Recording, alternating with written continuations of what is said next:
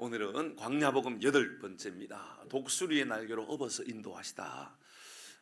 제 마음은 다음 주에 이거 하고 싶었다 그랬습니다. 그러나 하나님께서 순서대로 우리에게 주신 말씀은 오늘 이 말씀이었고, 그 말씀을 묵상하고 적용하고 또 목양적인 마음을 가지고 말씀을 묵상하는데 하나님께서 이 말씀을 우리에게 주신 이유를 알겠어요. 이 말씀을 오늘 주신 이유를 알겠다고요. 오늘, 다음 주가 아니라 오늘 이 말씀이 우리에게 필요하구나라는 것을 깨닫게 되었습니다. 재채기가 나오려고 그래가지고 갑자기 네. 말씀을 오늘 보면 아주 오해하기가 딱 좋은 말씀부터 시작합니다. 같이 읽겠습니다. 1절 말씀 있습니다. 시작. 이스라엘 자손이 애굽 땅을 떠난 지 3개월이 되던 날, 애굽에서 떠난 지 얼마나 됐다고요? 3개월이 며칠이에요?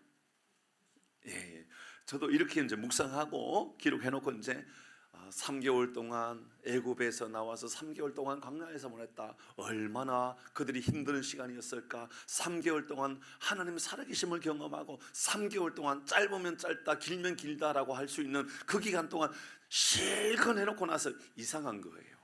제가 묵상한 것이 묘하다. 이게 이런 말씀이 아닐 것 같은데 왜 굳이 3개월이라고 하는 말을 넣었을까? 그러니까 3개월이 아니에요. 3개월이라 써 있잖아요. 그래서 이게 뭘까 좀 궁금해졌습니다. 그래서 원문을 좀 찾아보고 했더니 우리의 언어의 약점인 거예요. 이게 이 3개월이라고 하는 것이 셋째 달이란 말이에요. 셋째 달. 그러니까 세 달이 됐다는 것이 아니고 셋째 달인 거예요. 그러니까 셋째 달, 예를 들어서 셋째 달 1일도 3개월이고 셋째 달 마지막 31일도 3개월이잖아요. 그러니까 짧게 보면 3개월이라고 하는 것이 셋째 달이면 61일이 될 수도 있는 거잖아요. 이해돼요? 더 짧게 볼까요? 첫째 달 30일부터 시작하면 짧게 보면 3개월이 최소한 31일이 될 수도 있는 거예요. 32일이 될 수 있는 거예요. 그러니까 이 말은 우리의 언어의 빈약함이에요. 이게 그래서 이 말씀을 세 번역으로 보니까 이렇게 써 있더군요. 같이 읽겠습니다. 시작. 이스라엘 자손이 이집트 땅에서 나온 지 셋째 달 초하룻 날가 됐습니다. 그러니까 셋째 달, 그러니까 3개월이 됐다라는 말보다는 셋째 달 초하루 1일이 되었다, 그 말이 되었습니다. 그러면 며칠이 되었는가를 계산해 봐야 됩니다. 자, 산수합니다. 지난주에 산수 여러분 굉장히 약하셨는데 오늘도 여러분의 산수를 믿지 않습니다. 아무도 웃지 않네요. 웃지 않으셔도 됩니다. 자, 잘 보시기를 바랍니다. 그들이 애굽에서 나올 때 언제 나왔는가? 이 말씀은 좀 2부 때는 좀 띄워드려야 되겠네요. 2부 때 빨리 드리도록 하겠습니다. 목사님 이것을 출애굽기 12장 18절로 띄워주시면 됩니다. 요 다음 구절로요. 출애굽기 12장 18절로 띄워주시면 됩니다. 자, 여기는 나오지 않았는데 성경을 혹시나 찾아보시면 나오겠지만 이때가 언제냐면 6월절을 지나고 나갔잖아요. 그죠? 근데 6월절을 지나고 나갈 때가 언제냐면 첫째 달 14일이 지나고입니다. 계산해야 됩니다. 첫째 달, 여기는 셋째 달입니다. 그죠? 셋째 달이에요. 첫째 달 14일이 지나고 쓰있나요? 그렇게? 찾으신 분 있잖아요. 지금 출애굽기 12장 18절을 찾으신 분 한번 읽어주시죠. 첫째 달, 그 달 열 나흔 날 14일 지나고 나서, 맞죠? 자, 그러면 첫째 달 14일이 지나고 나서 나갔습니다. 그죠? 그리고 셋째 달 초하루가 되었습니다. 며칠 지난 거예요? 46일, 5일, 6일 뭐 이렇게 되겠죠. 그죠? 그리고 그들이 하나님 앞에 나가기 전에 3일 동안 기다렸습니다. 하나님께서 그렇게 말씀하셨어요. 오늘 말씀 저 뒤에 9절 이후의 말씀에 보면 기다렸어요. 3일 정도 기다렸다가 또 산에 또 올라갔단 말이에요. 이거 계산해 보면, 여러분 잘 계산해 보면 50일 정도가 돼요. 50일이 맞아요. 정확하게 50일이 돼요. 50일이 되고 나서 뭐 했느냐? 그곳에서 장막을 쳤다, 이렇게 기록하고 있죠.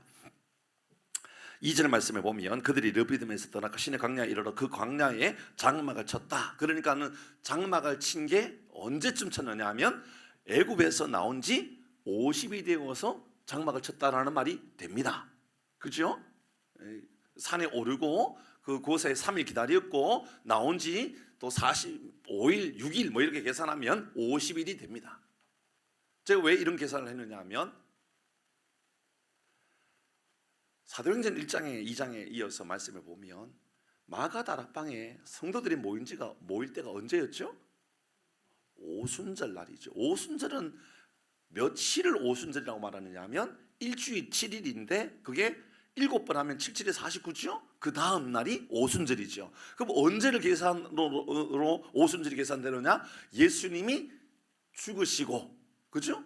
6월절 다음 날 부활하셨던 뭐 그때 그 사건들을 생각해 보면 예수님이 죽으시고, 여러분 예수님께서 죽으시고 난 이후에 부활하신 그 날 이후에 계산으로 따지면 그 오순절 날은 50일이 될 때였던 거죠. 그러니까 구약의 광야에서 처음 교회가 만들어졌는, 이것을 광야교회라고 그럽니다. 광야교회가 만들어졌을 때하고 예수님께서 죽으시고 부활하신 이후에 성도들이 모여서 함께 예배드렸던 그 오순절은 같은 날의 시간에 맞춰져 있다라는 거죠. 이해가 됩니까? 그럼 오늘 본문은 뭘 이야기하고 싶은 거냐면 하나님께서 만드신 교회가 어떤 곳인가에 대한 말씀을 하고 싶었던 것이죠. 이해가 되죠? 오늘은 교회에 대한 이야기입니다. 여러분에 대한 이야기고 저에 대한 이야기입니다. 다시 말씀드려서 구약의 광야교회와 신약의 오순절날 성도들이 모여서 함께 모였던 그 성령을 체험했던 그 교회의 모습은 원형적으로 보면 똑같다라는 겁니다. 하나님께서 교회를 세우셨다라는 것이지요. 그러면 하나님께서 어떻게 교회를 세웁니까? 3절 말씀 같이 읽겠습니다. 오늘 본문의 3절입니다. 시작. 모세가 하나님 앞에 올라가니 여호와께서 산에서 그를 불러 말씀하시되 너는 이같이 누구의 집에 말하고? 야곱의 집에 말하고, 그 다음입니다. 이스라엘 자손들에게 말하라. 야곱의 집에 말하라. 이스라엘 자손들에게 말하라. 야곱의 집과 이스라엘 자손들은 같은 사람입니까? 다른 사람입니까? 같은 사람이에요. 왜 다르게 말했을까요? 야곱의 집이라고 하는 것은 구원받기 이전의 사람의 모습, 맞죠? 이스라엘 자손들에게 말하는 구원받은 이후의 사람들의 모습에 대한 이야기죠. 매우 신비로운 이야기입니다. 야곱은 지렁이 같은 벌레 같은 존재, 그 야곱에 대한 이야기죠. 욕망의 사람, 구원받을 만한 조건이 아무것도 없는 그 사람에 대한 이야기입니다. 어머니의 뱃속에서부터 형의 발목을 붙잡고 나오면서 자기가 장자가 아님에도 불구하고 장자인 것처럼 행동했던 그 야곱에 대한 이야기입니다. 구원의 가장 큰 걸림돌이 될 만한 욕망으로 말미암아 살아가는 야곱, 그러나 하나님께서 야곱의 집에 말하였다라는 것은 하나님께서 야곱을 만나심으로 말미암아 야곱이 이스라엘의 삶을 살게 되었다, 하나님의 백성의 삶을 살게 되었다라는 것을 우리에게 말하고 싶었던 것입니다. 그러니까 애굽의 광야의 교회는 야곱 같은 사람을 구원하셔서 이스라엘 백성 삼으셨다라고 하는 그 이야기를 하고 있는 것이지요. 이사야서 41장 14절의 말씀에 보면 버러지 같은 너 야곱아, 너희 이스라엘 사람들아. 자, 다시 같이 읽어봅니다. 시작. 버러지 같은 너 야곱아, 이스라엘 사람들아, 두려워하지 말라 됐습니다. 버러지 같은, 옛날의 성경에는 지렁이 같은 너 야곱아 이렇게 써 있습니다. 그러니까 지렁이 같은, 버러지 같은 너 야곱아, 뒤에는 너희 이스라엘 사람들아. 같은 사람이에요? 다른 사람이에요? 같은 사람인데 변화된 사람에 대한 이야기입니다. 이러면 이전에 하나님을 알지 못하는 때는 버러지같이, 벌레같이, 지렁이같이 욕망으로 말미암아 살아갔던 사람이었지만 이제 구원받아 하나님의 사람이 되었던 이스라엘아라고 이야기하고 있습니다. 그들에게 하나님의 인도하심은 어떤 인도하심이 있었는가? 4절 같이 있습니다. 오늘 본문의 4절입니다. 시작. 내가 애굽 사람에게 어떻게 하였음과 내가 어떻게 독수리의 날개로 너희를 업어 내게로 인도하였음을 너희가, 하나님 어떻게 우리를 인도하셨다고 합니까? 독수리의 날개로 너희를 업어서 인도했다라고 이야기합니다. 벌레 같은 우리 존재를 말이지요. 지렁이 같은 야곱과 바로 우리와 같은 사람들을 하나님께서 우리를 구원하시되 하나님의 놀랍고 신비로운 방법, 바로 당신께서 독수리의 날개로 우리를 업어서 옮기셨다라고 이야기하고 있습니다. 그렇게 교회가 세워졌다라는 겁니다. 교회가 세워진 것은 바로 하나님의 독수리의 날개로 우리를 업어서 인도하셨던 구원의 은혜를 경험하는 사람들의 모임이 바로 이 교회라는 겁니다. 독수리의 날개로 업었다라는 것은 가장 완벽한 인도를 말하는 거겠지요. 독수리의 날개로 업었다라는 것은 가장 완전한 안전한 방법으로 우리를 인도했다라는 것이겠지요. 가장 강력한 방법으로 우리를 인도했다라는 이야기겠지요. 애굽의 전차 부대와 같은 전차 군단과 같은 그런 공격들이 있었다 할지라도 홍해 바다를 갈라놓으셔서 그들을 다 전차 군단을 바다에 수장시키면서 하나님 완벽하게 우리를 구원해 주셨다라는 것을 말하고 싶었던 겁니다. 이 이야기를 조금 더 구체적으로 신명기 23장 10절 이후의 말씀에 보면 이렇게 말씀합니다. 여호와께서 그를 황무지에서 짐승이 부르짖는 광야에서 만나시고 호위하시며 보호하시며 자기 눈동자와 같이 지키셨다. 하나님 우리를 이렇게 지키셨다. 독수리의 날개로 우리를 업었다라는 것은 그 단어 하나가 짧은 문장이지만 실제로는 황무지에서 짐승이 부르짖는 그 광야에서 우리를 만나주시고 호위하시고 보호하시고 눈동자와 같이 지키시고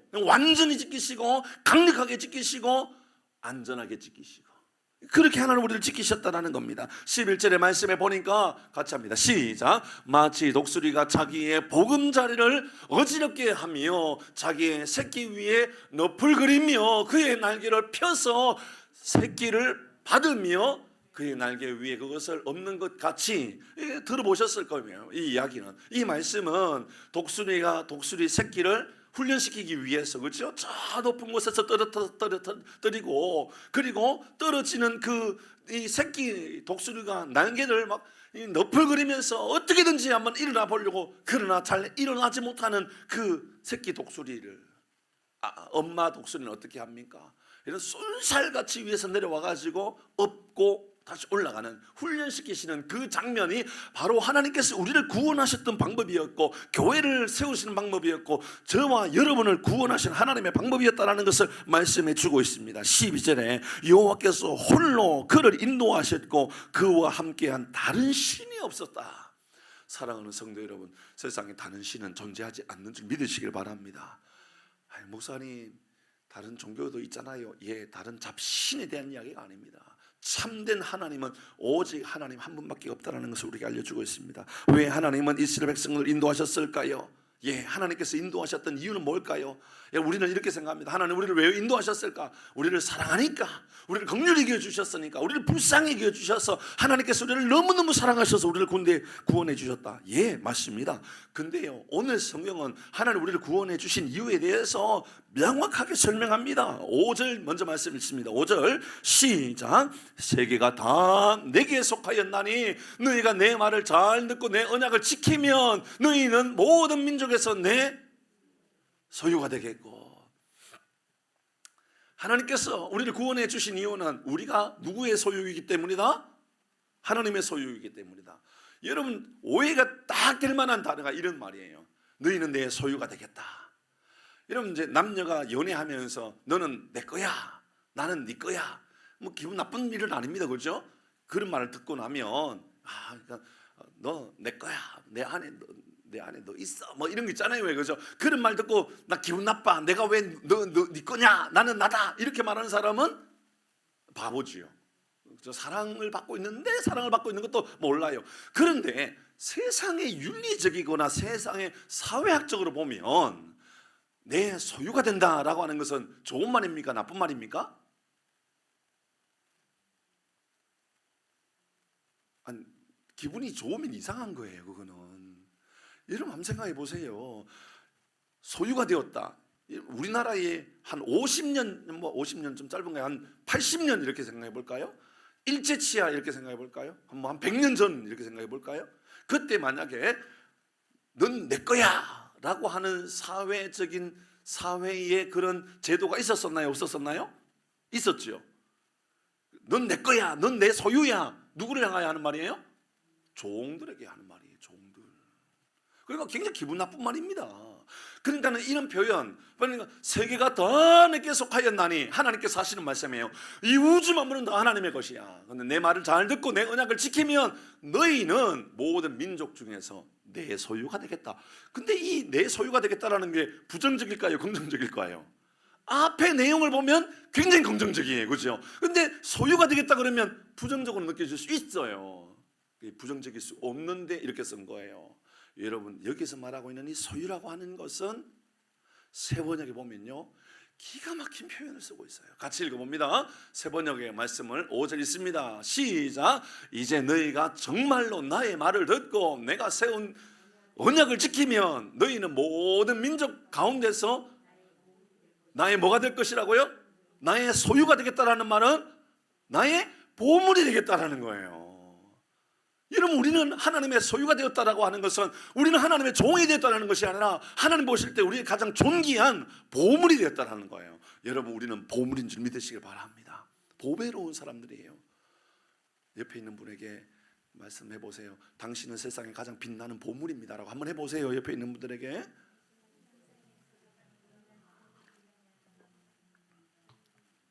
왜 못하는 분도 계시는가 모르겠어요. 여러분, 우리는 보물이라고 이야기하고 있어요. 그러니까 너는 내 소유가 되겠다라고 하는 것은 보물이 되겠다라는 거예요. 그러니까 하나님께서 우리를 구원해 주신 이유는 당신의 종으로 쓰기 위해서가 아니라 당신의 가장 존귀한 보물로 삼기 위해서 하셨다. 근데 왜 우리 번역에는 소유로 삼았다라고 이야기했을까요? 하나님께서 우리를 통하여 당신의 일을 하기 위함이었던 겁니다. 당신의 영광스러운 일들을 하기 위하여 우리를 당신의 소유로 삼으셨다라는 말을 하고 있는 겁니다. 그러니까 이게 부정적인 의미인 것처럼 보이지만 실제로는 엄청난 강력한 긍정적인 의미를 담고 있는 거예요. 우리를 보물로 삼으셨어요. 우리를 당신의 소유로 삼으셨어요. 왜요? 하나님 당신의 일들을 맡기기 위해서 이 일을 맡기셨어요. 어떤 일들을 맡기셨습니까? 6절 시작. 너희가 내게 대하여 제사장 나라가 되며 거룩한 백성이 되리라. 너는 이 말을 이스라엘 자손에게 전할지니라. 자, 우리를 보물로 삼으신 이유, 우리를 소유로 삼으신 이유는 두 가지 말씀합니다. 하나는 제사장 나라로 세우기 위해서다라고 말합니다. 또 하나는 거룩한 백성이 되게 하기 위해서다라는 거죠. 먼저 제사장 나라가 되게 하기 위함이다라는 말씀을 이해해 보도록 하십시다. 가장 중요한 것은 제사장의 역할은 여러분 뭐냐면 제물이 되는 겁니다. 본인이 제물이 되어서 제사를 드리는 것이지요. 제사장이 되었다라는 것은 백성들을 축복하라고 제사장을 세운 겁니다. 여러분 잘 기억해 보셔야 돼요. 성경에 하나님께서 우리에게 너희는 왕 같은 제사장이요, 사도 베드로 통하여 말씀하셨죠. 이 말씀에서 나온 거예요. 너희는 왕 같은 제사장이요. 여러분, 우리에게 제사장이라고 말하지 너희들은 우리의 선지자요 이렇게 말합니까? 예언자요 이렇게 말합니까? 아니에요. 왜 그럴까요? 예언자의 특징이 있다 그러면 그것은 그들의 죄를 책망하고 회개하도록 인도하기 위하여 예언자, 이 선지자를 세운단 말이에요. 제사장은요, 왜 제사장을 세울까요? 화해하라고요. 하나님께서 백성들에게 화해의 가교 역할을 하라고, 다리 역할을 하라고 제사장을 세웠다는 거예요. 그러니까 하나님께서 우리를 구원하셔서 독수리 날개로 우리를 업어서서 우리를 인도하신 것은 우리를 당신의 소유, 우리를 당신의 보물로 삼으셨는데 왜 우리를 보물로 삼으셨느냐? 세상에 나가 우리가 제사장 사역을 하라고 세우셨다 그 말입니다. 제사장의 역할은 말씀드렸던 것처럼 백성을 축복하고 가교, 다리의 역할을 감당하면서 백성과 하나님과의 관계를 화해시키기 위하여 하나님께서 이 직분을 우리에게 맡기셨다라는 겁니다. 그래서 우리는 어디 가가지고요 트러블 메이커가 되면 안 되는 거예요. 우리는 어떤 역할을 해야 돼요? 피스메이커 역할을 해야 돼요. 누군가와 사이의 관계를 화해시키는 역할을 바로 우리가 해야 되는 거지요. 그래서 여러분 창세기 12장 2절 3절의 말씀에 보면 아브라함을 부르실 때에 하나님께서 말씀합니다. 내가 너로 큰 민족을 이루고 내게 복을 주어 내 이름을 창대하게 하리니 너는 복이 될지라. 자, 하나님께서 아브라함에게 너는 복이야, 너는 복이 될 거야, 복의 사람이야. 왜 복이 사람이 되라고 하나님 말씀하셨을까요? 3절 때문입니다. 이 사역을 네가 감당하라고 말씀하신 것이지요. 같이 합니다. 시작. 너를 축복하는 자에게는 내가 복을 내리고 너를 저주하는 자에게는 내가 저주하리니 땅의 모든 족속이 너로 말미암아, 그다음 뭐예요? 너로 말미암아 복이 흘러가기를 원한다. 아브라함에게 하나님께서 주셨던 약속은 바로 제사장의 나라가 되는 겁니다. 그래서 아브라함 때문에 복이 흘러가는 사람이 되라는 것이지요. 저는 이 말씀을 묵상하면서 우리 교회가 앞으로 나아가야 할 방향은 명확하다. 명확하다. 사랑하는 교회 여러분, 우리 교회가 보물로 세워진 이유는 이 지역사회에 복을 흘러보내라고 세워주신 줄 믿으시길 바랍니다. 여러분, 우리 교회가 이 지역에요 골칫거리가 되면 큰일 나요. 이 지역사회에 우리 교회는요 없으면 안 될 만큼 존귀한 존재가 바로 우리 풍성교회가 되어야 되는 줄 믿습니다. 우리 교회 때문에 이 사람들이요 참 풍성교회가 있는 게 복이다, 복이다, 그런 말들이 들려질 정도로 복된 교회가 되어야 되는 것이지요. 여러분, 제사장 그들은요 백성들을 축복하러 하는 세우신 사람들입니다. 여러분, 아론의 축복 아시지요? 여러분, 모세를 통해 하나님께서 이렇게 축복하라고 하셨습니다. 민수기 6장 22절 27절입니다 22절 같이 합니다. 제가 축도할 때마다 항상 하는 그 말씀입니다. 여호와께서 모세에게 말씀하여 이르시되 23절 시작. 아론과 그의 아들들에게 말하여 이르기를 너희는 이스라엘 자손을 위하여 이렇게 축복하여, 이렇게 축복해라. 24절 시작. 여호와는 내게 복을 주시고 너를 지키시기를 원하며 여호와는 그 얼굴을 내게 비추사 은혜 베푸시기를 원하며 여호와는 그 얼굴을 내게로 향하여 드사 평강 주시기를 원하노라 할지니라. 27절입니다 시작. 그들은 이같이 내 이름으로 이스라엘 자손에게 어떻게 하나? 축복할지니 내가 그들에게 복을 주리라. 하나님께서 여러분 아론을 통하여 제사장을 통하여 하실 말씀은 이스라엘 백성을 축복하라고요. 우리의 역할이 그런 거라는 거예요. 우리의 역할은요 축복하기 위한 존재입니다. 여러분, 우리 교회가 이 역할을 잘 감당하고 있는지 돌아봐야 돼요. 우리 지역사회에 우리 교회는 제사장의 교회입니까? 여러분, 우리 교회는, 우리 성도님들은 여러분의 삶에 우리 주변에 있는 사람들에게 축복하고 있는 사람들입니까? 여러분, 우리는 금요일날 기도할 때마다 하나님 이 나라 이 모양, 하나님 이 꼬라지 이 모양입니다 이렇게 우리가 비난하는 것이 아니라 우리가 금요일 기도할 때마다 그렇게 하잖아요. 하나님 이 나라가 복의 땅이 될지어다. 이 땅에, 이 하나님 땅에, 이 대한민국에 하나님의 거룩함이 드러남으로 하나님의 영광스러운 나라가 될지어다. 왜 그렇게 합니까? 바로 제사장의 나라가 바로 우리라는 것을 우리가 믿음으로 선포하고 있기 때문에 그렇습니다. 어떤 목회자가 이렇게 말하는 경우를 보았어요. 전에도 말씀을 드렸는데, 하나님께서 우리 대한민국을 너무너무 사랑하셔서 전 세계의 부강한 나라 가운데 다른 나라를 공격하지 않고 전쟁하지 않고 부강한 나라는 우리나라가 유일한 나라다. 일본도 2차 세계대전을 통하여 부강한 나라가 되었습니다. 동의하죠, 그죠? 중국도, 러시아도, 미국도, 영국도, 여러분 전 세계 프랑스나 스페인이나 다 보시죠. 전쟁을 통하여 부강한 나라가 되었습니다. 전쟁의 피해자는 여전히 지금도 굶주림의 나라입니다. 동의되죠? 우리나라는 누군가를 전쟁을 하면서 공격했던 나라가, 우리나라가 그렇게 했던 일이 있나요? 없잖아요. 그럼에도 불구하고 하나님께서 이 땅을 이렇게 축복하신 이유는 제사장의 사역에 대해서 구체적으로 이렇게 명령하신 바가 있었다, 이렇게 보시는 목사님이 계시더라고요. 그렇게 말씀하시면서 보시라고, 전 세계에서 가장 많은 선교사를 파송한 나라가 대한민국일 수밖에 없는 이유가 여기 있는 것 아니냐라고 말씀하시면서 이렇게 이야기하더군요. 다음 주 주일날 10월 27일 광화문에 모여서 한국 교회가 몇백만 명이 모일지 몇십만 명이 모일지 모르지만 그게 중요한 건 아니에요. 그렇게 할 수 있다는 게 대단한 거예요. 제가 볼 때는요, 모여서 이 나라의 동성애 법안을 반대하기 위하여, 건강한 가정을 세우기 위하여 기도할 수 있는 나라가 전 세계에 있었느냐, 이렇게 이야기하더라고요. 여러분, 데모할 수는 있어요, 그죠? 데모할 수는 있잖아요. 반대하기 위하여 저 법안을 만드는 이 대법원이라든지 혹은 입법부 여의도에 가가지고 피켓을 들고 동성애는 반대입니다, 그렇게 할 수 있는 것은 우리나라뿐만 아니라 다른 종교뿐만 아니라 다른 여러 나라에도 그렇게 할 수 있을 겁니다, 그지요? 그런데 이 법은 악법입니다.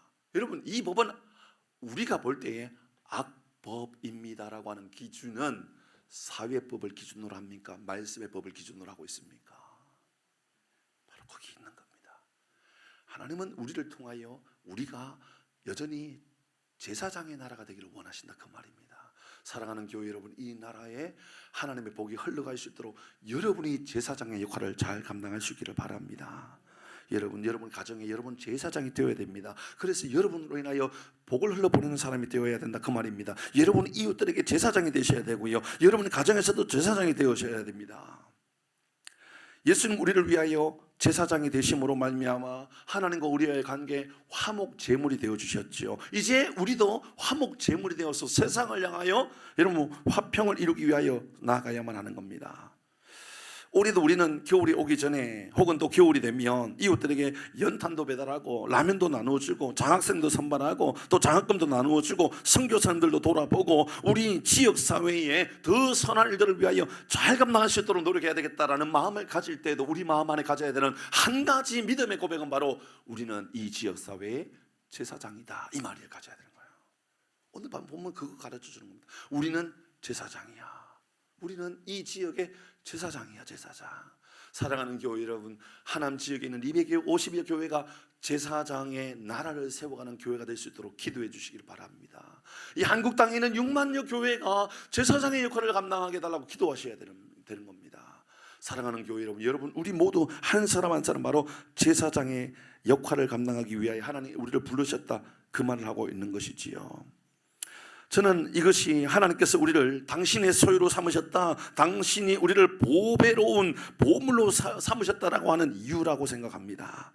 블레싱 만남 축제도 그런 겁니다. 우리가 다음 주에 전도 축제를 통하여서 사람들을 모시고 올 겁니다. 그 사람들을 모시고 오려고 하는 이유는 단 한 가지입니다. 우리가 제사장이기 때문에 화목 제물이 되었어. 우리가 다른 이들을 하나님과 화해시키기 위한 역할을 하기 위하여 다른 이들을 불러 모으는 겁니다. 그래서 블레싱이라고 하는 축복이 바로 이 만남 축제를 통하여 이루어져야 한다 그 말인 것이지요. 이 제사장의 역할을 잘 감당하기 위하여 오늘 6절의 말씀에 이어서 이렇게 설명하고 있습니다. 너희가 내게 대하여 제사장 나라가 되며, 그 다음입니다. 시작.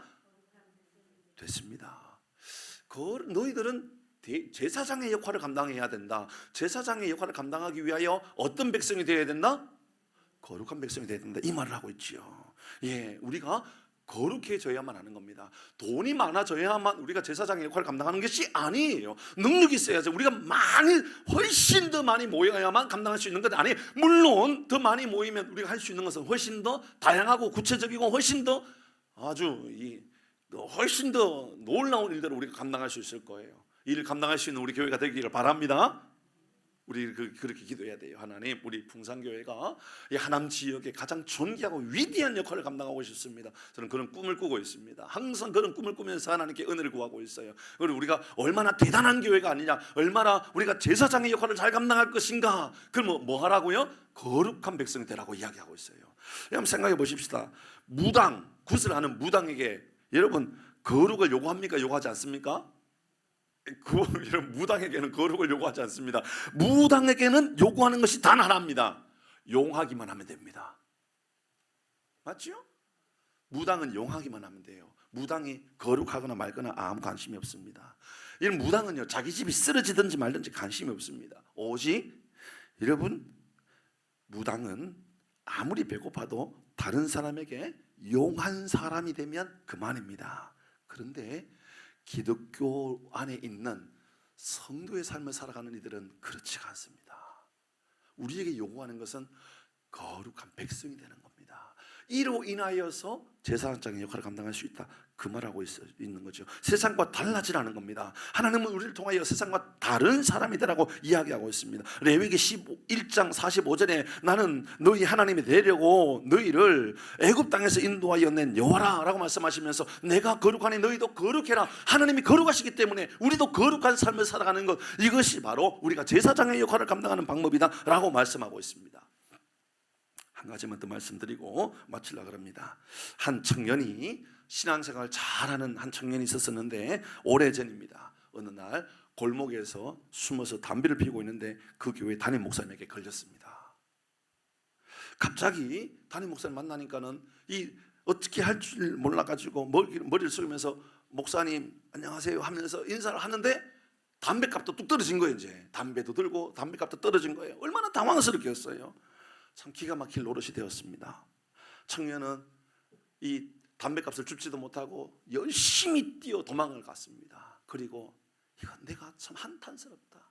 내가 교회를 다닌다고 그러면서 아직까지 나는 어떤 거룩함도 어떠한 깨끗함도 내 안에 없다라는 것이 너무너무 한탄스럽습니다. 그때 그는 무릎을 꿇고 그 자리에서 기도하면서 하나님, 내가 하나님 이 담배 문제로 인하여 거룩함의 문제로 인하여 내가 해결되지 못하는 것을 하나님께 해결하기를 원합니다. 하나님 도와주십시오. 그러면서 간절히 기도하는 가운데 하나님께서 주신 마음을 가지고 내가 앞으로 이제 이 담배 문제로 인하여 해결하지 못하는 사람을 도와야 되겠다.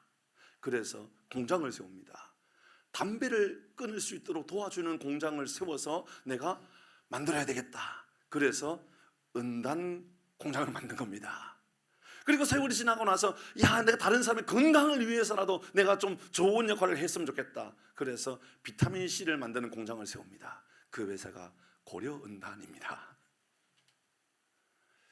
사랑하는 교회 여러분, 우리는 이 땅에 얼마나 위대한 사람으로 세워질 것인가에 대한 고민이 아니라 우리는 얼마나 능력 있는 사람으로 우리가 세워질 수 있을까에 대한 고민이 아니라 거룩한 백성이 되어 제사장의 역할을 감당하는 저와 우리 모두가 되기를 주의 이름으로 축복합니다.